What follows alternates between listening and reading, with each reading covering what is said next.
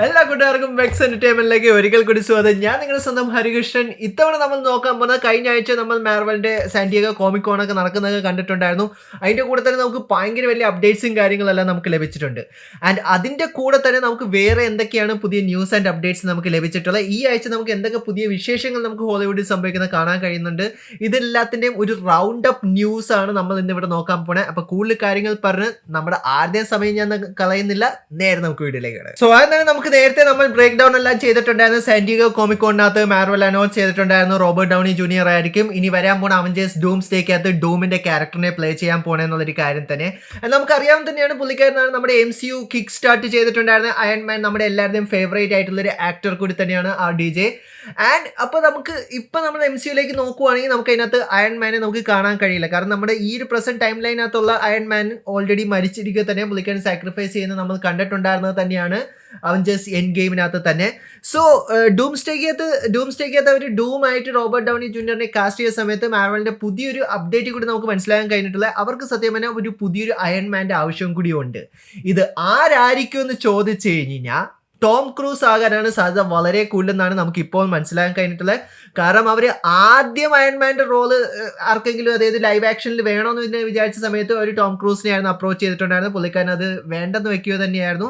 And അതിനുശേഷം doctor strange multiverse of madness എന്ന് പറഞ്ഞ സിനിമ ഇറങ്ങുന്ന സമയത്തെല്ലാം നമ്മൾ ഓരോരുത്തരും സ്പെക്കുലേറ്റ് ചെയ്തിട്ടുണ്ടായിരുന്നു. നമ്മുടെ വീഡിയോയിൽ വരെ നമ്മൾ പറഞ്ഞിട്ടുള്ളൊരു കാര്യം തന്നെയാണ് ടോം ക്രൂസ് മിക്കവാറും അയൺമാനായിട്ട് വരാൻ സാധ്യതയുണ്ട് എന്നുള്ളൊരു കാര്യം തന്നെ. ആൻഡ് ഫൈനലി നമുക്ക് ഏകദേശം ഒരു കാര്യം നമുക്ക് മനസ്സിലാക്കാൻ കഴിഞ്ഞിട്ടുണ്ട്. ഇനി MCUയിൽ ഒരു പുതിയ അയൺമാൻ വരുവാണെങ്കിൽ അത് ടോം ക്രൂസിന്റെ വേർഷൻ ആയിരിക്കും എന്നുള്ളൊരു കാര്യം തന്നെയാണ് നമുക്കിപ്പോൾ ഏകദേശം ഒരു അപ്ഡേറ്റിൽ കൂടി നമുക്ക് മനസ്സിലാക്കാൻ കഴിഞ്ഞിട്ടുള്ളത് തന്നെ. അപ്പോൾ നിങ്ങളൊന്ന് ആലോചിച്ച് നോക്കൂ, റോബർട്ട് ഡൗണി ജൂനിയറിന്റെ ഡൂം VS ടോം ക്രൂസിന്റെ അയൺമാൻ. എൻ്റെ പൊന്നോ, വേറെ ലെവല് കാര്യമായിരിക്കും തന്നെയാണ് എനിക്ക് തോന്നിയിട്ടുള്ളത് തന്നെ. സോ നിങ്ങളുടെ അഭിപ്രായം എന്താണെന്നുള്ള കാര്യങ്ങൾ നിങ്ങൾക്ക് താഴെ കമന്റ് ബോക്സിൽ കമന്റ് ചെയ്യാവുന്ന തന്നെയാണ്. നമുക്ക് നേരെ ഹൗസ് ഓഫ് ഡ്രാഗൺസിനെ കുറിച്ച് സംസാരിക്കാം. അതിന് മുമ്പ് വരെ നമുക്ക് ഗെയിം ഓഫ് ത്രോൺസിന്റെ റൈറ്റർ ആയിട്ടുള്ള ജോർജ് R.R. മാർട്ടിൻ പുള്ളിക്കാരൻ്റെ പുതിയ ഗെയിം ഓഫ് ത്രോൺസിൻ്റെ തന്നെ 6 ഡിഫറെൻറ്റ് ടൈപ്സ് ഓഫ് എന്താ പറയണ്ടേ ഗെയിം ഓഫ് ത്രോൺസിൻ്റെ സ്പിൻ ഓഫുകൾ സത്യം പറഞ്ഞാൽ ഡെവലപ്മെൻറ്റിലാണെന്നുള്ളൊരു കാര്യം പുള്ളിക്കാരൻ അനൗൺസ് ചെയ്തിട്ടുള്ളത് തന്നെയാണ്. ആൻഡ് ഹൗസ് ഓഫ് ഡ്രാഗൺസിൻ്റെ സീസൺ 2 റീസെൻ്റ്ലി സീസൺ ഫിനാലെ സംഭവിച്ചിട്ടുണ്ടായിരുന്നു. ആൻഡ് ഞാൻ സത്യം പറഞ്ഞാൽ ഞാൻ കണ്ടു തീർത്തിട്ടില്ല, അതുകൊണ്ട് തന്നെയാണ് നമ്മൾ എന്താണ് അത് റിവ്യൂ ചെയ്യാത്തത്. പക്ഷേ സീസൺ 2ൻ്റെ ഫിനാലെ വൺ പൊളിയായിരുന്നു എന്നൊക്കെ ഞാൻ കേട്ടിട്ടുണ്ടായിരുന്നു. ആൻഡ് അത് കൂടാതെ തന്നെ നമുക്ക് പുതിയൊരു കാര്യം കൂടി നമുക്ക് മനസ്സിലാക്കാൻ കഴിഞ്ഞിട്ടുള്ളത് season 4 house of dragons end ചെയ്യുന്നൊരു കാര്യം കൂടി നമുക്ക് എന്താണെങ്കിലും ഒരു അപ്ഡേറ്റ് നമുക്കിപ്പോൾ ലഭിച്ചിട്ടുണ്ട്. പിന്നെ ജോർജ് R.R. മാർട്ടിൻ്റെ പുതിയ അപ്കമിങ് ആയിട്ട് വരാൻ പോകുന്ന ഡെവലപ്മെൻറ്റിൽ ഇരിക്കുന്ന പ്രൊജക്ട്സ് എന്തൊക്കെയാണെന്ന് ചോദിച്ചാൽ അതിനകത്ത് 6 പ്രൊജക്ട്സ് വരുമെന്നാണ് നമുക്ക് മനസ്സിലാക്കാൻ കഴിയുന്നത്. 3 ആനിമേറ്റഡ് ആയിരിക്കും, 3 ലൈവ് ആക്ഷൻ ആണെന്നുള്ളൊരു കാര്യമാണ് നമുക്കിപ്പോൾ റൂമേഴ്സിൽ കൂടി മനസ്സിലാക്കാൻ കഴിഞ്ഞിട്ടുള്ളത് തന്നെ. ഇനി നമുക്ക് നേരെ നമ്മുടെ ഓരോരുത്തരുടെ ആമസോൺ പ്രൈമിനകത്തുള്ള ഫേവറേറ്റ് സൂപ്പർ ഹീറോ സീരീസിനെ കുറിച്ചിട്ടുള്ള ഒരു പുതിയ അപ്ഡേറ്റ് റീസെന്റ് സാന്റിയാഗോ കോമിക് കോണിൽ കൂടി നമുക്ക് ലഭിച്ചിട്ടുള്ളത് തന്നെയായിരുന്നു. അത് മറ്റൊന്നുമല്ല, അതിന്റെ മെയിൻ ക്രിയേറ്റർ ആയിട്ടുള്ള എറിക് ക്രിപ്കെ തന്നെ നമ്മളോട് അനൗൺസ് ചെയ്തിട്ടുള്ളത് തന്നെയാണ് വോക്ട് റേസിംഗ് എന്ന് പറഞ്ഞിട്ടുള്ള ഒരു ബോയ്സിന്റെ പ്രീക്വൽ ഷോ. അത് സത്യം പറഞ്ഞാൽ ഡെവലപ്മെന്റിലാണ് എന്നുള്ളൊരു കാര്യം തന്നെയാണ്.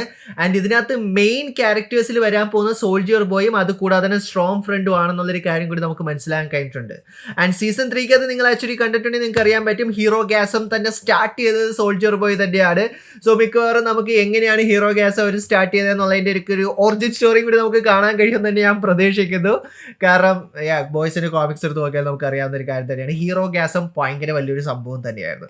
സോ വോക്ക് റേസിംഗിന് വേണ്ടി നിങ്ങൾ എക്സൈറ്റഡ് ആണോ അല്ലേ എന്നുള്ള കാര്യങ്ങൾ നിങ്ങൾക്ക് കമന്റ് ബോക്സിൽ കമന്റ് ചെയ്യാൻ തന്നെയാണ്. ജെൻസൺ ആക്ലസ് തന്നെയായിരിക്കും ഒരിക്കൽ കൂടി സോൾജർ ബോയുടെ ക്യാരക്ടറിനെ ചെയ്യാൻ പോകുന്നത് തന്നെ. ആൻഡ് പുള്ളിക്കാരനെ സീസൺ നമ്മുടെ ലാസ്റ്റ് ഇറങ്ങിയിട്ടുണ്ടായിരുന്ന സീസൺ 4 ടീസും കൂടി അവർ ചെയ്തിട്ടുണ്ടായിരുന്നു. കാരണം സീസൺ 5 ഒരു വൺ പൊളിയായിട്ടുള്ളൊരു സീസൺ ആകാനുള്ളൊരു സാധ്യത വളരെ കൂടുതൽ തന്നെയാണ്. ഇനി അത് പറയുമ്പോൾ തന്നെ നേരെ നമ്മൾ മാർവലിന്റെ സീരീസ് ആയിട്ടുള്ള ഡെയർ ഡെവിൾ ബോൺ അഗെയിനെ കുറിച്ച് നോക്കിക്കഴിഞ്ഞാൽ ചാർലി കോക്സ് അതിനെക്കുറിച്ച് ഒരു പുതിയൊരു അപ്ഡേറ്റ് നമ്മളോട് പറഞ്ഞിട്ടുണ്ട്. D23 അടുത്ത് തന്നെ ഈ മാസം തന്നെ നമുക്ക് ലഭിക്കുന്നത് തന്നെയായിരിക്കും. അതിനകത്ത് നമുക്ക് കുറച്ചും കൂടി കൂടുതൽ ന്യൂസ് ആൻഡ് അപ്ഡേറ്റ്സ് ചിലപ്പോൾ മിക്കവാറും നമുക്കൊരു ഫസ്റ്റ് ലുക്ക് ടീസറും കിട്ടാൻ സാധ്യതയുണ്ടെന്നുള്ളൊരു കാര്യം തന്നെയാണ് ചാർലി കോക്സിന്റെ ഭാഗത്ത് നമുക്ക് മനസ്സിലാക്കാൻ കഴിഞ്ഞിട്ടുള്ളത് തന്നെ. ആൻഡ് അവർ ഓൾറെഡി സീസൺ 2ലേക്ക് വേണ്ടി പ്ലാനിങ് വരെ സ്റ്റാർട്ട് ചെയ്തു എന്നുള്ളൊരു കാര്യം കൂടി നമുക്ക് മനസ്സിലാക്കാൻ കഴിഞ്ഞിട്ടുണ്ട്. കാരണം സീസൺ 1 ഇറങ്ങിയിട്ടില്ല, സീസൺ 2ലേക്ക് അവർ ഇപ്പോൾ തന്നെ പ്ലാനിങ് സ്റ്റാർട്ട് ചെയ്തെന്നാണ് പറയുന്നത്. സോ അവർ ഭയങ്കര കോൺഫിഡൻറ്റ് ഉണ്ടെന്ന് എനിക്ക് തോന്നുന്നു. എല്ലാം ഇറങ്ങി ഗെയിം കണ്ടറിയാം, അത്രേ പറയാൻ പറ്റും. സോ റീസെന്റ് ആന്റണി മാക്കിയും അത് കൂടാതെ തന്നെ ഹാരിസൺ ഫോർഡും ക്യാപ്റ്റൻ അമേരിക്കയുടെ പുതിയൊരു സിനിമയുടെ ഒരു ഇന്റർവ്യൂവിനകത്ത് പങ്കെടുത്തിട്ടുണ്ടായിരുന്നു. ആൻഡ് പൊതുവെ നമുക്കറിയാവുന്ന ഒരു കാര്യം തന്നെയാണ് മാർവലിനകത്തുള്ള സിനിമയിലുള്ള മിക്ക കാര്യങ്ങളും സ്പോയിൽ ചെയ്ത് വന്നിട്ടുണ്ടായിരുന്നു. അത് മറ്റാരുമല്ല, ടോം ഹോളണ്ട് തന്നെയായിരുന്നു. കാരണം ടോം ഹോളണ്ട് ഒരു കാര്യങ്ങൾ ഒരു സീക്രറ്റ്സും കീപ്പ് ചെയ്യാൻ പറ്റില്ല എന്നുള്ളൊരു കാര്യം നമ്മൾ പണ്ട് മുതലേ നമ്മൾ കേട്ടിട്ടുള്ളത് തന്നെയാണ്. പക്ഷേ ഇപ്പോഴത്തെ സിറ്റുവേഷൻ നമ്മൾ നോക്കിക്കഴിഞ്ഞാൽ അത് ആന്റണി മാക്കി ആയിട്ട് തന്നെയാണ് തോന്നുന്നത്. കാരണം അതിനകത്തൊരു ഇന്റർവ്യൂവർ സിനിമയുടെ പ്ലോട്ടിനെയും കാര്യങ്ങളും കുറിച്ചൊക്കെ സംസാരിച്ചുകൊണ്ടിരുന്ന സമയത്ത് തന്നെ ആന്റണി മാക്കി ഓപ്പൺ ആയിട്ട് തന്നെ എല്ലാവരോടും പറഞ്ഞു, റെഡ് ഹൾക്ക് മാത്രമല്ല ഗ്രീൻ ഹൾക്കും ഇതിനകത്ത് അപ്പിയർ ചെയ്യാന്നുള്ളൊരു കാര്യം തന്നെ. ഇനി എന്താണ് കെവിൻ ഫീജി ഈ ഒരു കാര്യത്തിന് വേണ്ടി ചെയ്യാൻ പോണെന്നുള്ളൊരു കാര്യത്തിൽ നമുക്ക് പ്രത്യേകിച്ച് ഒരു ഐഡിയ ഇല്ല. കാരണം എന്ന് പറഞ്ഞാൽ നമുക്ക് എന്താണ് ഈ റെഡ് ഹൾക്കിന്റെ ചെറിയൊരു ടീസർ നമുക്ക് ആ ഒരു ട്രെയിലറിൽ കൂടി നമുക്ക് ലഭിച്ചിട്ടുള്ളത് തന്നെയാണ്. സോ അതുകൊണ്ട് തന്നെ നമുക്ക് എന്താണെങ്കിലും ഒരു കാര്യം, ആന്റണി മാക്കി ആസ് ഒരു മെയിൻ ആക്ടർ ആ ഒരു സിനിമയ്ക്കകത്ത് ക്യാപ്റ്റൻ അമേരിക്കയുടെ റോള് പ്ലേ ചെയ്യുന്ന ഒരു ആക്ടർ പറയുന്നത് കൊണ്ട് തന്നെ നമുക്ക് എന്താണെങ്കിലും നമ്മുടെ ബ്രൂസ് ബാനർ ഈ ഒരു സിനിമയ്ക്കകത്ത് തിരിച്ചു വരും എന്നുള്ളൊരു കാര്യത്തിൽ പ്രത്യേകിച്ച് ഒരു ഡൗട്ടും ഇല്ല. കാരണം റെഡ് ഹൾക്ക് ആയിട്ടുള്ള ഫൈറ്റ് ചെയ്യാൻ വേണ്ടിയിട്ട് ആയിരിക്കും ഗ്രീൻ ഹൾക്ക് വരുന്നതെന്ന് എനിക്ക് തോന്നുന്നു. സോ ആ ഒരു കാര്യം നമുക്ക് ഏകദേശം എന്താണെങ്കിലും കൺഫേം ആയിട്ടുള്ളൊരു കാര്യം തന്നെയാണ്.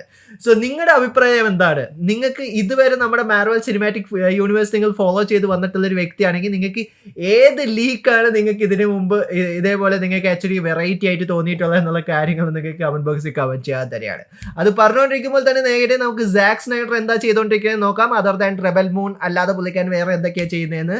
കാരണം പുള്ളിക്കാൻ ഇപ്പോൾ പറയുന്നതെന്ന് പറഞ്ഞാൽ ഇനി വരാൻ പോണ അപ്കമിങ് പ്രൊജക്റ്റിലൊക്കെ പുള്ളിക്കാൻ VFX എന്ന് പറയുന്ന ഒരു സാധനം വളരെ കുറച്ച് പ്രാക്ടിക്കൽ എഫക്ട്സ് കുറച്ചും കൂടി കൂടുതൽ യൂസ് ചെയ്യാനാണ് ആഗ്രഹം കൂടുതൽ എന്നുള്ളൊരു കാര്യം തന്നെയാണ് സാക്ക് സ്നൈഡർ റീസെന്റ് ഒരു ഇന്റർവ്യൂവിനകത്ത് പറഞ്ഞിട്ടുള്ളത് തന്നെ.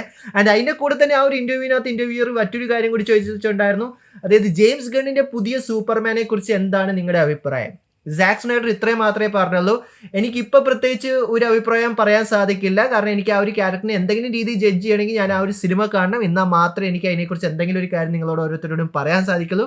എന്നിരുന്നാൽ തന്നെ ഈ ഒരു പുതിയ സൂപ്പർമാൻ്റെ സ്യൂട്ടിൻ്റെ ബാക്ക് സ്റ്റോറി അറിയാൻ ഞാൻ നല്ല രീതിയിൽ തന്നെ എക്സൈറ്റഡ് ആണ് എന്നുള്ളൊരു കാര്യം തന്നെയാണ് ജെയിംസ് ഗണ്ണ് നേരെ ഇവരോട് പറയുന്നത് നമുക്ക് കേൾക്കാൻ കഴിഞ്ഞിട്ടുള്ളത് തന്നെ. ഇനി സൂപ്പർമാൻ്റെ കാര്യം പറയുമ്പോൾ തന്നെ നമുക്ക് നേരെ ജെയിംസ് ഗണ്ണിൻ്റെ സൂപ്പർമാൻ്റെ യെസ് ഫൈനലി ഫിലിമിങ് തീർന്നിരിക്കുക തന്നെയാണ്. കാരണം റീസെന്റ് ഒരു ട്വീറ്റ് പുള്ളിക്കാരൻ ചെയ്തിട്ടുണ്ടായിരുന്നു എക്സിനകത്ത്. അതായത് പറഞ്ഞാൽ എൻ്റെ ക്രൂസ് ബാക്കിയുള്ള ഇതിൻ്റെ ഡെവലപ്മെൻറ്റിന് വേണ്ടിയിട്ട് കൂടെ ഉണ്ടായിരുന്ന എല്ലാവർക്കും എൻ്റെ ഒരു ഹാർട്ട് വെൽമിങ് ആയിട്ടുള്ളൊരു സല്യൂട്ട്. നിങ്ങൾ ആരും ഇല്ലായിരുന്നെങ്കിൽ നമുക്ക് ഇങ്ങനത്തെ ഒരു സിനിമ ഉണ്ടാക്കാൻ സാധിക്കില്ലായിരുന്നു. പുള്ളിക്കാരൻ വലിയൊരു താങ്ക് യു നോട്ട് ചെയ്യുന്നത് നമുക്ക് കാണാൻ കഴിഞ്ഞിട്ടുണ്ട്. ഇനി അവർ നേരെ പോസ്റ്റ് പ്രൊഡക്ഷൻ വർക്കിലേക്ക് പോവുകയാണ്. കാരണം ഫിലിമിങ് മൊത്തത്തോടെ തീർന്നിരിക്കുക തന്നെയാണ്. കാരണം എന്ന് പറഞ്ഞാൽ ഓൾറെഡി നമുക്കറിയാവുന്നൊരു കാര്യം തന്നെയാണ്, കുറേ രീതിയിലുള്ള ഹ്യൂജ് ലീക്സ് സൂപ്പർമാൻ്റെ സിനിമയെക്കുറിച്ച് സംഭവിക്കുന്നുണ്ടായിരുന്നു. എവിടെ നോക്കിക്കഴിഞ്ഞാലും അവിടെ നിന്ന് ഇവിടുന്നൊക്കെ കുറേയധികം പിക്ചേഴ്സൊക്കെ നമുക്ക് ലഭിക്കുന്നുണ്ടായിരുന്നു. അത് ട്വിറ്ററിൽ അല്ലെങ്കിൽ എക്സിൽ നോക്കിക്കഴിഞ്ഞാൽ തന്നെ നിങ്ങൾക്ക് അറിയാവുന്ന ഒരു കാര്യം തന്നെയാണ്. സോ ഇപ്പോൾ ഏകദേശം ഒരു കാര്യം നമുക്ക് മനസ്സിലാക്കാൻ കഴിഞ്ഞിട്ടുള്ള സൂപ്പർമാൻ ലെഗസി അല്ല, വെറും സൂപ്പർമാൻ അതിൻ്റെ ഫിലിമിങ് തീർന്നിരിക്കുക തന്നെയാണ്. ഇപ്പോൾ അത് പോസ്റ്റ് പ്രൊഡക്ഷനിലേക്ക് പോയിക്കൊണ്ടിരിക്കുക തന്നെയാണ്. എന്താണ് ജെയിംസ് ഗണ്ണ് പുതിയ DC യൂണിവേഴ്സിൽ കൊണ്ടുവരാൻ പോണെന്നുള്ളൊരു കാര്യം അറിയാൻ വേണ്ടി ഞാൻ എക്സൈറ്റഡ് ആണ്. ഏതൊരു മാർവലിന്റെ സീരീസോ അല്ലെങ്കിൽ സിനിമകൾ ഇറങ്ങുമ്പോഴും നമ്മൾ ഓരോരുത്തരും ചോദിക്കുന്ന ഒരു കാര്യം തന്നെയാണ്, മാർവൽ ചത്തോ, മാർവൽ ഉയർത്തെഴുന്നേറ്റോ, മാർവൽ ഇപ്പോൾ ജീവനുണ്ടോ എന്നുള്ള കാര്യങ്ങളെല്ലാം. അതിനൊക്കെയുള്ള ആൻസർ നമുക്ക് ഡെഡ്പൂൾ ആൻഡ് വുൾവറിൻ തന്നിട്ടുണ്ടായിരുന്നു. കാരണം എന്ന് പറഞ്ഞാൽ മാർവൽ ജീവനോടെ ഉണ്ട്, മാർവൽ തിരിച്ചു വന്നു എന്നുള്ളൊരു കാര്യങ്ങളെല്ലാം നമുക്ക് ആ ഒരു സിനിമയിൽ കൂടി നമുക്ക് ലഭിച്ചിട്ടുണ്ടായിരുന്നു. ആൻഡ് സിനിമ നല്ല രീതിയിൽ തന്നെ ഗ്രോസ് ചെയ്യുകയാണ്. ബോക്സ് ഓഫീസിൽ ഹയസ്റ്റ് R-rated സിനിമയായിട്ട് മാറിക്കൊണ്ടിരിക്കുക എന്നുള്ളൊരു കാര്യം തന്നെയാണ് നമുക്ക് ഇപ്പോൾ ബോക്സ് ഓഫീസിലേക്ക് നോക്കിയാൽ നമുക്ക് മനസ്സിലാക്കാൻ കഴിഞ്ഞിട്ടുള്ളത്. പക്ഷെ റീസെന്റ് ഒരു ഇന്റർവ്യൂവിനകത്ത് റയാൻ റെനോൾഡ്സും അതുകൂടാതെ തന്നെ ഷോൺ ലിവിയും കൂടി ഒരു കാര്യം പറഞ്ഞിട്ടുണ്ടായിരുന്നു. അവർ ആദ്യമായി, അതായത് ഈ ഒരു സിനിമ പിച്ച് ചെയ്ത സമയത്ത് അവർ ഈ ഒരു സിനിമയുടെ വില്ലനായിട്ട് ഉദ്ദേശിച്ചിട്ടുണ്ടായിരുന്ന മറ്റാരുമല്ല മെഫിസ്റ്റോയെ ആയിരുന്നു എന്നുള്ളൊരു കാര്യം തന്നെയാണ്. യെസ്, നമുക്ക് ഓരോരുത്തർക്കും അറിയാവുന്ന ഒരു കാര്യം തന്നെയാണ്. നമ്മൾ ലോക്കി സീരീസ് അല്ല, അവഞ്ചേഴ്സ് എൻഡ് ഗെയിം മുതൽ ഞാൻ തന്നെ നിങ്ങളോട് പ്രെഡിക്റ്റ് ചെയ്തിട്ടുള്ളൊരു കാര്യം തന്നെയാണ് മെഫിസ്റ്റോ ഇന്ന് വരും, നാളെ വരും, മറ്റന്നാൾ വരും എന്നുള്ളൊരു കാര്യം. പക്ഷെ നമുക്ക് ഇതുവരെ കാണാൻ കഴിഞ്ഞിട്ടില്ലായിരുന്നു മെഫിസ്റ്റോയെ. പക്ഷേ മേ ബി ചിലപ്പോൾ ഇത്രയധികം കമിയോസിൻ്റെ കൂടെ തന്നെ നമ്മുടെ ഈ പറഞ്ഞ പ്രഡിക്ഷനും കൂടി ശരിയാക്കാൻ വേണ്ടിയിട്ടായിരിക്കും അവർ ആദ്യം ഈ ഒരു സ്ക്രിപ്റ്റ് ചെയ്യുന്ന സമയത്ത് മെഫിസ്റ്റോയെ വില്ലനാക്കിയെന്ന് തന്നെയാണ് എനിക്ക് തോന്നിയിട്ടുള്ളത് തന്നെ. കാരണം എന്ന് പറഞ്ഞാൽ അല്ലെങ്കിൽ പിന്നെ പ്രത്യേകിച്ച് ഒരു റീസൺ ഉണ്ടായതായിട്ട് എനിക്ക് പേഴ്സണലി എനിക്ക് തോന്നിയിട്ടില്ല. പക്ഷേ നമുക്ക് എന്താണെങ്കിൽ അൺഫോർച്ചുനേറ്റ്ലി മെഫിസ്റ്റോയെ നമുക്ക് കിട്ടിയിട്ടില്ല. ഇനി ഏതെങ്കിലും ഒരു സിനിമയിൽ നമുക്ക് കിട്ടുമെന്ന് നമുക്ക് പ്രതീക്ഷിക്കാം മെഫിസ്റ്റോയെ ഒരു വലിയൊരു വില്ലനായിട്ടെന്നുള്ളൊരു കാര്യം തന്നെ. അത് പറയുമ്പോൾ തന്നെ നമുക്ക് ഫാന്റാസ്റ്റിക് ഫോറിനെ കുറിച്ച് വേറെ കുറേ പുതിയ അപ്ഡേറ്റ്സ് സാന്റിയാഗോ കോമിക്കോണിൽ നിന്ന് നമുക്ക് ലഭിച്ചിട്ടുണ്ടായിരുന്നു. അതിനകത്ത് എടുത്ത് പറയേണ്ടത് തന്നെയാണ്, യെസ്, ഇത് മറ്റൊരു ഒറിജിൻ സ്റ്റോറി ആകാൻ പോകുന്നില്ല. അതായത് എപ്പോഴും സ്പൈഡർമാൻ്റെ സിനിമ ചെയ്യുന്ന സമയത്ത് അങ്കിൾ ബെൻ ചാകുന്നു, അങ്ങനെ സ്പൈഡർമാൻ വരുന്നത് കുറേ അങ്കിൾ ബെന്നിനെ കൊന്നു കഴിഞ്ഞിട്ടാണ് മറ്റേ ടോം ഹോളിൻ്റെ ആ ഒരു ട്രിയോളജി വന്ന സമയത്ത് അത് അവർ പറഞ്ഞാൽ അതിന് ഒറിജിൻ സ്റ്റോറി ആക്കണ്ടെന്ന് അവർ പറഞ്ഞിട്ടുള്ള സാധനം. സോ ഏകദേശം അത് തന്നെയാണ് നമുക്ക് എന്താണെങ്കിലും ഫാന്റാസ്റ്റിക് ഫോറിൻ്റെ ഈ ഒരു സിനിമയിൽ നമുക്ക് കാണാൻ കഴിഞ്ഞിട്ടുള്ളത്. കാരണം ഇതിനു മുമ്പ് ഇറങ്ങിയിട്ടുണ്ടായിരുന്ന എല്ലാ ഫാന്റാസ്റ്റിക് ഫോർ സിനിമകളും ഒരു ഒറിജിൻ സ്റ്റോറി ആയിരുന്നു നമുക്ക് ആദ്യത്തെ പാർട്ടിൽ, അറ്റ്ലീസ്റ്റ് ആദ്യത്തെ പാർട്ടുള്ള സിനിമകളിൽ നമുക്ക് ലഭിച്ചിട്ടുണ്ടായിരുന്നത് തന്നെ. സോ ഇതങ്ങനെ ആയിരിക്കില്ല. ഈ ഒരു സിനിമ സ്റ്റാർട്ട് ചെയ്യുമ്പോൾ തന്നെ ഇവർക്കൊക്കെ ഈ പവേഴ്സും കാര്യങ്ങളൊക്കെ ഉണ്ടാവും എന്നുള്ളൊരു അപ്ഡേറ്റ് ആണ് നമുക്ക് സത്യം പറഞ്ഞാൽ ഫാന്റാസ്റ്റിക് ഫോറിനെ കുറിച്ച് നമുക്ക് ലഭിച്ചിട്ടുള്ളത്. ആൻഡ് പിന്നെ ഞാൻ നേരത്തെ പറഞ്ഞ പോലെ ഗലാക്ടസ് ഈ സിനിമയ്ക്കകത്ത് ഉണ്ടാവും. ഗലാക്ടസ് തന്നെയായിരിക്കും ഈ സിനിമയ്ക്കകത്തുള്ള മെയിൻ വില്ലനായിട്ടും വരാൻ പോകുന്നത്. അത് കൂടാതെ തന്നെ ഇത് ആദ്യത്തെ ഒരു ഫാന്റാസ്റ്റിക് ഫോർ സിനിമയായിരിക്കും ഡോക്ടർ ഡൂമിനെ മെയിൻ വില്ലനായിട്ട് കാണിക്കാത്തത്. അതായത് ഏതൊരു ലൈവ് ആക്ഷൻ സിനിമകളും നിങ്ങൾ ഇതിനു മുമ്പ് ഇറങ്ങിയിട്ടുണ്ടായിരുന്ന ഫാന്റാസ്റ്റിക് ഫോർ എടുത്ത് നോക്കിക്കഴിഞ്ഞാൽ അതിനകത്തൊക്കെയുള്ള മെയിൻ വില്ലൻ ഡോക്ടർ ഡൂം തന്നെയാണ്. കാരണം ഇത്തവണ നമ്മുടെ MCU-നകത്ത് ഡോക്ടർ ഡൂം വന്നതുള്ളത് കൊണ്ട് തന്നെ അവർ സെപ്പറേറ്റ് ഒരു അവഞ്ചേഴ്സ് ഡൂംസ്ഡേ എന്ന് പറഞ്ഞൊരു സിനിമ ഇറക്കുന്നുണ്ട്. ചിലപ്പോൾ ടീസ് കാണിക്കും, പക്ഷേ ഈ ഒരു സിനിമയ്ക്കകത്ത് മെയിൻ വില്ലൻ ആയിരിക്കില്ല. അതായത് ഈ ഒരു സിനിമയ്ക്കകത്ത് മെയിൻ വില്ലൻ ഞാൻ നേരത്തെ പറഞ്ഞ പോലെ ഗലാക്ടസ് തന്നെയാണ്. ഇനി നമുക്ക് കുറച്ചും കൂടി കൂടുതൽ അപ്ഡേറ്റ്സ് കെവിൻ ഫീജിയുടെ ഭാഗത്ത് നമുക്ക് ലഭിച്ചിട്ടുണ്ട്. അതിനകത്ത് ലഭിച്ചിട്ടുള്ള ആദ്യത്തെ അപ്ഡേറ്റ് എന്താണെന്ന് ചോദിച്ചാൽ മാർഷാല അലിയുടെ ബ്ലേഡിനെ കുറിച്ചിട്ടുള്ള ഒരു അപ്ഡേറ്റ് തന്നെയാണ്. കാരണം നേരത്തെ പുള്ളിക്കാരൻ്റെ ഭാഗത്ത് നിന്നായിരുന്നു, പക്ഷേ ഇപ്പോൾ കെവിൻ ഫീജിയും എത്രത്തോളം ഫ്രസ്ട്രേറ്റഡ് ആണെന്നുള്ളൊരു കാര്യം നമുക്ക് മനസ്സിലാക്കാൻ കഴിഞ്ഞിട്ടുണ്ട്. കാരണം ഇൻ്റർവ്യൂസ് ചോദിച്ചിട്ടുണ്ട് എവിടെ പോയി ബ്ലേഡ് എന്ന് പറഞ്ഞൊരു സിനിമ സംഭവിക്കുക എന്നൊക്കെ ചോദിക്കുമ്പോഴത്തേക്കും കെവിൻ ഫീജി പറയുന്നത് ഇത്രയാണ്: ഞങ്ങൾ ആ ഒരു സിനിമയ്ക്ക് വേണ്ടി കഠിന അധ്വാനം ചെയ്തുകൊണ്ടിരിക്കുക തന്നെയാണ്. ആൻഡ് ഞങ്ങൾക്ക് സിനിമ റഷ് ചെയ്യാൻ വേണ്ടി ഒരു താല്പര്യമില്ല. സിനിമയുടെ കാര്യങ്ങളെല്ലാം ഒരു ഫൈനൽ സ്റ്റേജ് എത്തുമ്പോഴത്തേക്കും നിങ്ങളെ ഞങ്ങൾ അറിയിക്കും. പക്ഷേ സിനിമ ഇപ്പോഴും ഓൺ തന്നെയാണ് എന്നുള്ളൊരു കാര്യമാണ് നമുക്ക് കെവിൻ ഫീജിയുടെ ഭാഗത്ത് നമുക്ക് ലഭിച്ചിട്ടുള്ളത്. ആൻഡ് ഈ ഗുഡ് ന്യൂസിൻ്റെ കൂടെ തന്നെ നമുക്ക് മറ്റൊരു ബാഡ് ന്യൂസും കൂടി നമുക്ക് ലഭിച്ചിട്ടുണ്ട്. അത് മറ്റൊന്നുമല്ല, എറ്റേണൽസിൻ്റെ സീക്വല് ഇപ്പം അടുത്തടിയൊന്നും അവരെന്താണെങ്കിലും പ്ലാൻ ചെയ്തിട്ടില്ല. കാരണം എറ്റേണൽസ് സത്യം പറഞ്ഞാൽ മാർവലിനെ സംബന്ധിച്ച് നോക്കുകയാണെങ്കിൽ അവർക്ക് സത്യം പറഞ്ഞാൽ ഒരു ഡിസപ്പോയിൻമെൻറ്റ് ആയിട്ടുള്ളൊരു സിനിമ തന്നെയായിരുന്നു. കാരണം ഭയങ്കര ഹൈപ്പ് ചെയ്ത് വന്നിട്ട് ഒന്നുമില്ലാതെ പോയിട്ടുണ്ടായിരുന്ന ഒരു സിനിമ തന്നെയായിരുന്നു എറ്റേണൽ സിനിമ. സോ അതുകൊണ്ട് തന്നെ അതിൻ്റെ രണ്ടാം പാർട്ട് ഈ അടുത്തൊന്നും ആരും പ്രതീക്ഷിച്ചേക്കരുത്. അതാണ് കെവിൻ ഫീജി അണ്ണൻ നേരെ നമ്മളോട് പറഞ്ഞിട്ടുള്ളത് തന്നെ. ഇനി നമുക്ക് നേരെ അവഞ്ചേഴ്സ് ഡൂംസ്ഡേ കുറിച്ച് തന്നെ നമുക്ക് സംസാരിക്കാം. അതിനൊക്കെ കുറിച്ച് കുറേ പുതിയ അപ്ഡേറ്റ്സ് നമുക്ക് ലഭിച്ചിട്ടുണ്ട്. ആദ്യം തന്നെ എടുത്ത് പറയേണ്ട ഒരു കാര്യം, സിനിമ 2025 Q1 അതായത് Jan to Marchലാണ് അവർ ആദ്യം ഷൂട്ട് ചെയ്യാൻ പ്ലാൻ ചെയ്തിട്ടുണ്ടായിരുന്നത്. പക്ഷേ ചെറിയൊരു ഡിലേ അവരെന്താണെങ്കിലും ഇപ്പോൾ നമ്മളെ കാണിച്ചു തന്നിട്ടുണ്ട്. അവരെന്താണെങ്കിലും Q2 അത് അവർ ഷൂട്ടിംഗ് സ്റ്റാർട്ട് ചെയ്യാൻ പോണേന്നാണ് നമുക്കിപ്പോൾ ആദ്യം തന്നെ മനസ്സിലാക്കാൻ കഴിഞ്ഞിട്ടുള്ളത്. സോ നമുക്ക് ഏകദേശം ജൂൺ ജൂലൈ ആ ഒരു സമയം നമുക്ക് എന്താണെങ്കിലും എക്സ്പെക്ട് ചെയ്യാവുന്ന ഒരു കാര്യം തന്നെയാണ്.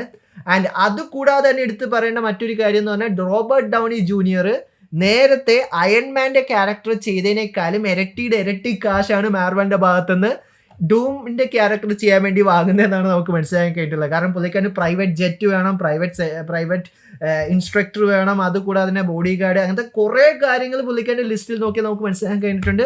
ഒബ്വിയസ്ലി പുള്ളിക്കാരന് വേണ്ടി കുറേ കൂടുതൽ കാശ് എന്തായാലും കൊടുക്കേണ്ടി വരും. കാരണം ഒരു ലെജൻഡറി ആക്ടർ തന്നെയാണ് റോബർട്ട് ഡൗണി ജൂനിയർ. ആൻഡ് ഇതിൻ്റെ കൂടെ തന്നെ ജെർമി റെന്നർ, അതായത് ഹോക്കയുടെ ക്യാരക്ടറിനെ നമ്മുടെ അവഞ്ചേഴ്സിനകത്ത് ചെയ്തിട്ടുണ്ടായിരുന്നു. ഹോക്കെ ഇതിനെക്കുറിച്ചൊരു അഭിപ്രായം പുള്ളിക്കാരൻ്റെ പറഞ്ഞിട്ടുണ്ടായിരുന്നു. അതെന്ന് പറഞ്ഞാൽ ഡൂംസ്ഡേ അല്ലെങ്കിൽ സീക്രട്ട് വാർസ് എന്ന് പറഞ്ഞ സിനിമയ്ക്കകത്ത് ഈ OG ക്യാരക്ടേഴ്സിനെ ഒക്കെ തിരിച്ചു കൊണ്ടുവരുമെന്ന് നിങ്ങൾ വിചാരിക്കുന്നുണ്ടെങ്കിൽ അത് ഭയങ്കര വലിയൊരു ഹ്യൂജ് ആയിട്ടുള്ളൊരു കാര്യം തന്നെയായിരിക്കും. അതിനകത്ത് ഒത്തിരിയധികം കോംപ്ലിക്കേഷൻസും കാര്യങ്ങളൊക്കെ ഉണ്ടാവും തന്നെയാണ് ഹോക്കൈ പറയുന്നത് നമുക്ക് കേൾക്കാൻ കഴിഞ്ഞിട്ടുള്ളത്. പക്ഷേ ഹോക്കൈ തന്നെ തിരിച്ചു വരുമോ എന്നുള്ളൊരു കാര്യത്തിൽ ഇവിടെ ആർക്കും കൺഫർമേഷൻ ഇല്ല. പിന്നെ എന്താലോചിച്ചിട്ടാണ് ജെർമി റെന്നർ അങ്ങനെ ഒരു അഭിപ്രായം പറയുന്നുള്ളൊരു കാര്യത്തിൽ നമുക്ക് ഇപ്പോഴൊരു ഐഡിയ ഇല്ല. ചിലപ്പോൾ എല്ലാവരും തിരിച്ചു വരുമായിരിക്കും, പറയാൻ പറ്റില്ല. മൾട്ടിവേഴ്സാണ്, എന്ത് വേണമെങ്കിലും സംഭവിക്കാം. പക്ഷേ ഇതിൻ്റെ ഇടയിൽ നമുക്ക്, അതായത് അവഞ്ചേഴ്സ് ഡൂംസ്ഡേയും അതുകൂടാതെ സീക്രട്ട് വാർസിൻ്റെയും ഇടയിൽ ഒരു സിനിമ ഉണ്ടാവുന്നുള്ളൊരു കാര്യം കൂടി നമുക്കൊരു അപ്ഡേറ്റ് നമുക്ക് ലഭിച്ചിട്ടുണ്ട്. അത് എന്താണ് ആ സിനിമ, ഏത് സിനിമയാണ് എന്നുള്ള കാര്യങ്ങളൊന്നും നമുക്ക് ഇപ്പോൾ ഒരു അപ്ഡേറ്റ് നമുക്ക് ലഭിച്ചിട്ടില്ല. പക്ഷേ ഡൂംസ്ഡേ എന്ന് പറഞ്ഞാൽ ആ ഒരു സിനിമയുടെ ഇവൻറ്റ്സ് ടൈപ്പ് ചെയ്യുന്ന ഒരു സ്പെസിഫിക് സിനിമ ഈ രണ്ട് സിനിമയുടെ ഇൻ ബിറ്റ്വീനിൽ നമുക്ക് ലഭിക്കും എന്നുള്ളൊരു കാര്യമാണ് നമുക്ക് മനസ്സിലാക്കാൻ കഴിഞ്ഞിട്ടുള്ളത്. ചിലപ്പോൾ ആസ് പെർ അവരുടെ ഷെഡ്യൂൾ വെച്ച് നമ്മൾ നോക്കുവാണെങ്കിൽ സൂപ്പർമാൻ അല്ലല്ലോ, എന്ത് ഷോ ഞാൻ പറയണം, സ്പൈഡർമാൻ്റെ സിനിമ ഇതിൻ്റെ ഇടയിൽ വരാൻ സാധ്യതയുണ്ടെന്നുള്ളൊരു കാര്യം നമുക്ക് കേൾക്കാൻ കഴിഞ്ഞിട്ടുണ്ട്. സ്പൈഡർമാൻ 4 ചിലപ്പോൾ വരാൻ സാധ്യതയുണ്ടെന്നാണ് നമുക്ക് മനസ്സിലാക്കാൻ കഴിഞ്ഞിട്ടുള്ളത്. ചിലപ്പോൾ അതായിരിക്കും, അല്ലെങ്കിൽ വേറെ ഏതെങ്കിലും മാർവലിൻ്റെ പ്രൊജക്റ്റ് ആയിരിക്കാം. പക്ഷേ അത് ഡയറക്റ്റ്ലി ഡൂംസ്ഡേയുടെ ഇവൻറ്റ്സ് ടൈപ്പ് ചെയ്തിട്ട് സീക്രട്ട് വാർസിലേക്ക് പോകുന്നുള്ളൊരു കാര്യമാണ് നമുക്കിപ്പോൾ ഏകദേശം ഒരു ഐഡിയ നമുക്ക് ലഭിച്ചിട്ടുള്ളത്. സോ ഇതെല്ലാം തന്നെയാണ് ഈ ആഴ്ചയായിട്ടുള്ള ന്യൂസ് എനിക്ക് നിങ്ങളായിട്ട് പങ്കുവെക്കാനുള്ള ഒരു കാര്യം. നിങ്ങൾ ഇതിനകത്ത് ഏത് ന്യൂസിനകത്താണ് നിങ്ങൾ ഏറ്റവും കൂടുതൽ എക്സൈറ്റഡ് ആയിട്ടുള്ളത്, നിങ്ങൾക്ക് എന്ത് കാണാനാണ് ആഗ്രഹം എന്നുള്ള കാര്യങ്ങളെല്ലാം, നിങ്ങളുടെ അഭിപ്രായങ്ങളെല്ലാം കമൻറ്റ് ബോക്സിൽ കമൻറ്റ് ചെയ്യാൻ തന്നെയാണ്. വീഡിയോ ഇഷ്ടപ്പെട്ടാൽ ലൈക്കും ഷെയറും ചെയ്യാൻ തന്നെയാണ്. ഇഷ്ടപ്പെട്ടില്ലെങ്കിൽ നിങ്ങൾക്ക് എന്താണ് ഡിസ്ലൈക്ക് ചെയ്യാൻ തന്നെയാണ്. So once again thank you so much watching this video guys. Stay safe guys, stay awesome. See you guys next episode.